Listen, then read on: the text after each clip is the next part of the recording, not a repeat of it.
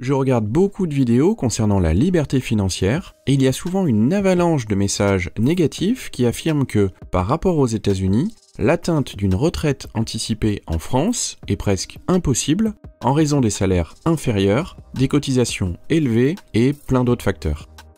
Je comprends que ça puisse être décourageant, surtout lorsque l'on se fie uniquement au salaire brut, bien plus élevé aux États-Unis, et à la tendance à la baisse des revenus en France au cours des 10 dernières années. Pourtant, je trouve cette vision bien trop simpliste et pessimiste, car j'ai déjà croisé à titre personnel des gens qui ont réussi à atteindre cet objectif d'indépendance financière, ou qui vivent en partie d'un mi-temps, salarié ou non, et en partie de leurs investissements financiers. C'est ce que l'on appelle les barista FIRE. Mais on ne peut pas le nier, la quête de l'indépendance financière et de la retraite anticipée est loin d'être facile. Ce n'est pas une question de tout ou rien, où vous ne récoltez les fruits de vos efforts d'épargne et d'investissement qu'une fois que vous avez atteint votre fameux chiffre magique qui vous permettra d'arrêter de travailler. Être conscient de vos objectifs financiers, de vos besoins pour vivre selon votre idéal de vie, et adapter une routine d'épargne et d'investissement régulière apporte déjà une grande liberté à votre quotidien. Pour mieux vous expliquer ce que je veux dire, regardons les différentes étapes que vous allez traverser pour atteindre cette indépendance financière. La première étape, c'est celle de la dépendance financière. Oui, vous avez bien entendu, la dépendance et non l'indépendance financière. À ce stade, vous comptez entièrement sur votre salaire mensuel pour couvrir vos dépenses, sans qu'il ne vous reste rien à la fin du mois.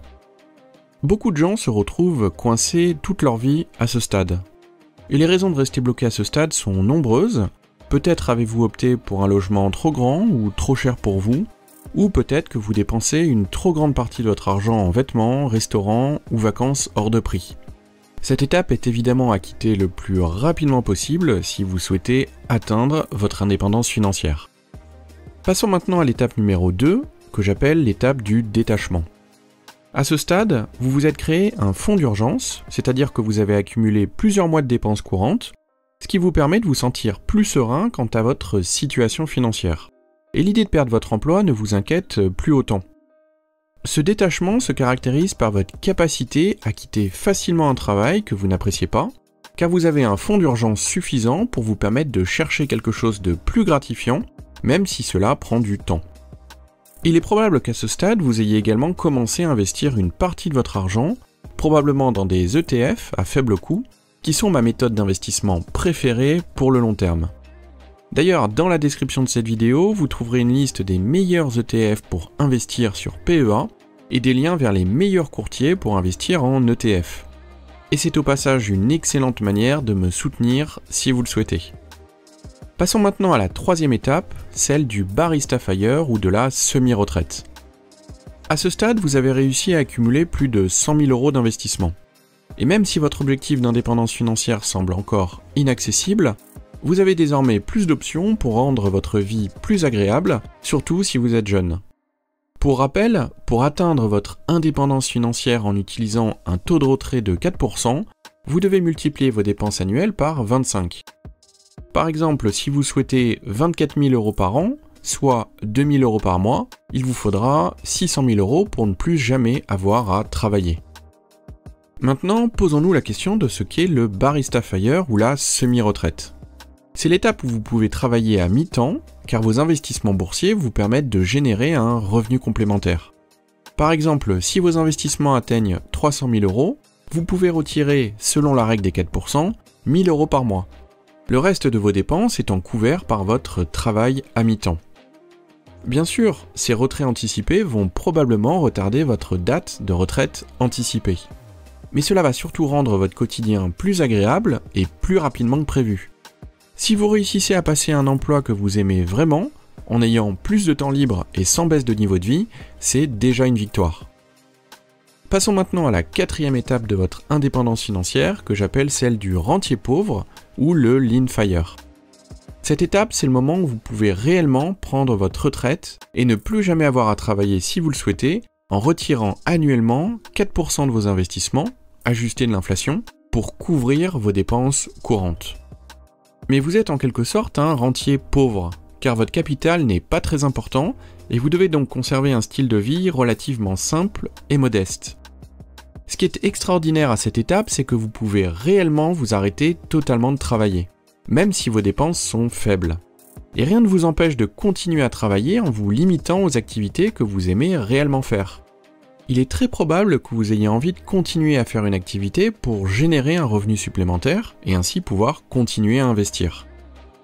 Ce qui pourrait d'ailleurs vous amener un jour à la 5e et dernière étape, qui est celle du Fat Fire. L'étape où vous pouvez vous permettre de ne plus du tout travailler tout en ayant des dépenses élevées. Vous pouvez retirer bien plus d'argent que ce dont vous auriez besoin pour couvrir vos dépenses courantes, vous permettant ainsi de dépenser votre argent librement sans trop y penser. Pour être honnête, cette étape n'est pas vraiment mon objectif. D'une part car c'est une étape vraiment difficile à atteindre, il vous faudra au minimum plus de 1 million d'euros pour y parvenir, et d'autre part j'ai réalisé que les choses qui m'apportent le plus de satisfaction ne coûtent pas nécessairement cher. À mes yeux, le plus important, c'est la liberté. Être libre de son emploi du temps est selon moi une des plus grandes aspirations de notre époque. Alors, concrètement, combien d'argent il vous faut pour devenir FIRE et arriver à une retraite anticipée ? Pour cela, on va utiliser une règle simple que j'ai déjà évoquée, qui est la règle des 4%. La règle des 4% suggère que le jour de votre retraite anticipée, si vous ne retirez que 4% par an de votre argent investi en bourse, et que vous retirez ce même montant tous les ans, alors vous ne manquerez jamais d'argent et votre capital ne sera jamais entamé. Et voici ce que donne schématiquement la règle des 4% en fonction du revenu mensuel que vous visez. Vous voyez que si vous souhaitez obtenir un revenu mensuel de 1000 euros par mois, il vous faudra un capital de 300 000 euros. Donc avec 300 000 euros de capital investi, vous pouvez déjà envisager une forme de semi-retraite si vous avez un travail à mi-temps à côté. Si vous voulez devenir totalement indépendant financièrement et ne dépendre que de vos investissements pour vivre tout en dépensant beaucoup d'argent, vous devez viser à minima 1 million d'euros. Je vous laisse faire vos calculs de votre côté en fonction du revenu passif que vous cherchez à atteindre. Pour résumer, même si atteindre une retraite anticipée peut sembler plus difficile en France qu'aux États-Unis, en raison des salaires plus bas, cela reste malgré tout possible. Et même si vous n'atteignez jamais mathématiquement l'indépendance financière, avoir une épargne confortable investie peut considérablement améliorer votre vie au quotidien et vous offrir une liberté bien plus grande que la majorité des autres personnes. En utilisant la règle des 4%, vous pouvez déjà estimer combien de revenus supplémentaires vous pouvez théoriquement retirer indéfiniment de vos investissements actuels. À mesure que votre capital augmente avec le temps, grâce à votre capacité d'épargne et vos investissements, vous pourrez peut-être réduire vos heures de travail et passer à temps partiel ou rechercher simplement un emploi moins rémunérateur mais plus gratifiant. Vous avez la possibilité de compenser une différence de salaire en utilisant votre portefeuille d'investissement pour accroître votre liberté financière. Si vous parvenez à augmenter vos revenus tout en contrôlant votre niveau de vie sur une période assez longue, vous pourrez probablement envisager un jour une retraite anticipée. En fin de compte, chaque étape de cette aventure ajoute une certaine forme de liberté à votre vie. Et quel que soit le chemin que vous empruntez pour y parvenir, assurez-vous de savourer chaque étape de ce voyage. Évitez de vous comparer à ceux qui semblent avoir plus de succès que vous, car c'est une bataille que vous ne pourrez jamais gagner. Voilà, c'est la fin de la vidéo. Je vous rappelle que vous pouvez télécharger la liste des meilleurs ETF pour investir via votre PEA, ainsi que des liens vers les meilleurs courtiers pour investir en bourse. J'espère que vous avez apprécié cette vidéo. Si c'est le cas, n'hésitez pas à mettre un pouce bleu et à vous abonner, cela m'aide énormément dans le développement de cette chaîne. Et n'hésitez pas à me dire en commentaire quel est votre plan pour atteindre une forme d'indépendance financière. En attendant, je vous souhaite à tous plein de réussite dans vos investissements. À bientôt, ciao.